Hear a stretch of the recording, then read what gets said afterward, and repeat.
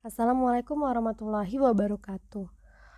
Perkenalkan, kami dari kelompok 3 TPB-PKN kelas 14. Di sini saya adalah Kanum Fahmi dan rekan-rekan saya ada Regita Damayanti, Dewi Shelwina Nurpidianti, Muna Hoirul Umam. Kami akan menjelaskan tentang dampak pendidikan jarak jauh terhadap kualitas pendidikan di Indonesia yang melatar belakangi pendidikan SDGs. Pendidikan merupakan usaha yang dilakukan secara sadar, terencana, terpola, dan dapat dievaluasi oleh pendidik. Tujuannya untuk menumbuhkan dan mengembangkan potensi yang dimiliki oleh peserta didik. SDGs sendiri merupakan satu rancangan program yang dibuat oleh PBB atau Perserikatan Bangsa-Bangsa dengan mencapai kesepakatan sebanyak 17 poin dengan disesuaikan dengan kondisi dari negara tersebut. SDGs tersebut bertujuan untuk mencapai kedamaian atau kesejahteraan manusia yang ada di bumi dan pembangunan dunia secara berkelanjutan. Makalah kami menjelaskan tentang salah satu dari poin SDGs tersebut.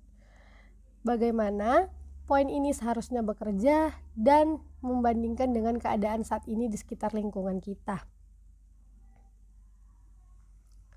Nah, rumusan masalahnya ada apa sih tujuan dari poin keempat SDGs? Bagaimana kondisi saat ini di daerah observasi? Bagaimana kaitannya kondisi saat ini berdasarkan poin keempat dan juga nilai Pancasila serta kewarganegaraan?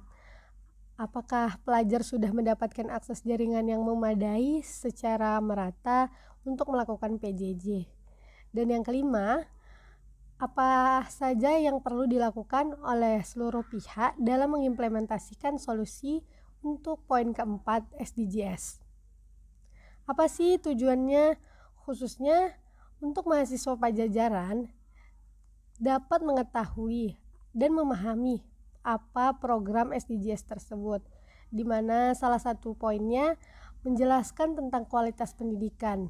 Nah, kami bertujuan agar kita sama-sama tahu kualitas pendidikan selama masa pandemi di Indonesia.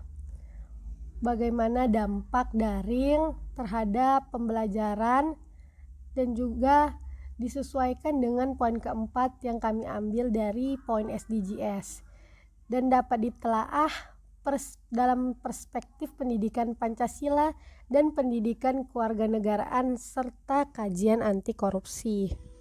Tinjauan Pustaka. Pendidikan Pancasila. Pancasila merupakan dasar falsafah dari negara Indonesia, sehingga dapat diartikan sebagai pandangan hidup bangsa Indonesia, dasar pemersatu, lambang persatuan dan kesatuan, serta bagian pertahanan bangsa dan negara. Pendidikan kewarganegaraan, dalam arti luas, sebagai wahana pendidikan untuk membina dan mengembangkan suatu warga negara yang cerdas dan baik dalam latar subsistem pendidikan formal, non-formal, dan informal. Anti korupsi. Definisi dari korupsi yaitu perilaku yang menyimpang dari tugas formal sebagai peran publik karena pribadi berupa uang atau perolehan status, atau melanggar aturan yang melarang penggunaan jenis kekuasaan tertentu terkait pengaruhnya. Pendidikan anti korupsi dapat diartikan sebagai salah satu program pendidikan yang menerangkan dan menanggulangi berbagai tindakan korupsi yang terjadi dengan upaya penanaman sejak dini jiwa anti korupsi. Apa itu SDGs? Sustainable Development Goals atau SDGs merupakan rencana aksi sosial yang ditetapkan oleh Perserikatan Bangsa-Bangsa sebagai kesepakatan pembangunan global pada tanggal 25 September 2015 dan disepakati oleh 193 negara termasuk Indonesia. Implementasi SDGs pada negara Indonesia. World Bank Group bersuara mengenai pengimplementasian SDGs di Indonesia, bahwa ternyata di Indonesia ini memiliki tantangan yang besar seperti anggaran yang terbatas. Namun kini, pemerintah Indonesia sudah melakukan kerjasama dengan World Bank Group dalam perencanaan nasional untuk menanggulangi permasalahan kemiskinan dan kesenjangan di bidang sosial. Program pemerintah mengenai SDGs lainnya adalah layanan dasar untuk pengimplementasian SDG poin ke-15 tentang pelestarian dan penjagaan ekosistem di Indonesia. Hasil dan pembahasan. Dalam hasil pembahasan yang kita presentasikan di sini, bahwa kualitas pendidikan Indonesia melalui hasil survei penyebab rendahnya kualitas pendidikan, dampak COVID-19 terhadap pendidikan, dampak pembelajaran daring, dan solusi. Hasil survei pertama yaitu bagaimana kualitas jaringan internet di sekitar Anda. Dalam diagram tersebut terbaca bahwa rata-rata kualitas jaringan internet di sekitar masyarakat ialah baik. Yang kedua, apakah pembelajaran jarak jauh efektif untuk Anda? Dalam diagram tersebut dapat kita simpulkan bahwa pembelajaran jarak jauh tidak efektif untuk masyarakat atau siswa. Yang ketiga, apakah fasilitas pendidikan di daerah Anda sudah memadai untuk melakukan PJJ? Kesimpulan dari diagram tersebut ialah fasilitas pendidikan di daerah kurang memadai atau tidak memadai karena persebarannya yang kurang memadai. Yang keempat, apakah cita-cita bangsa tentang mencerdaskan kehidupan bangsa sudah terfasilitasi di daerah Anda? Dapat disimpulkan bahwa cita-cita bangsa mencerdaskan kehidupan bangsa belum atau kurang terfasilitasi di daerah karena ya persebaran fasilitas tersebut kurang merata. Yang kelima, apakah bantuan kuota internet membantu untuk Anda? Dapat disimpulkan bahwa hampir setengah atau hampir semuanya, hampir 50% kuota internet itu sudah membantu. Kesimpulan survei ialah pendidikan yang berjalan secara online atau sistem daring itu dinilai kurang efektif dikarenakan kurangnya pemerataan fasilitas pendidikan.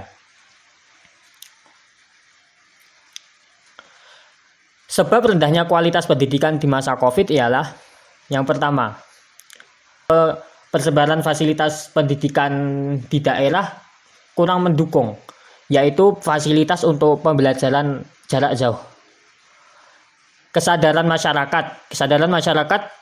Kurangnya kesadaran masyarakat akan pendidikan bangsa Indonesia. Yang ketiga, COVID-19.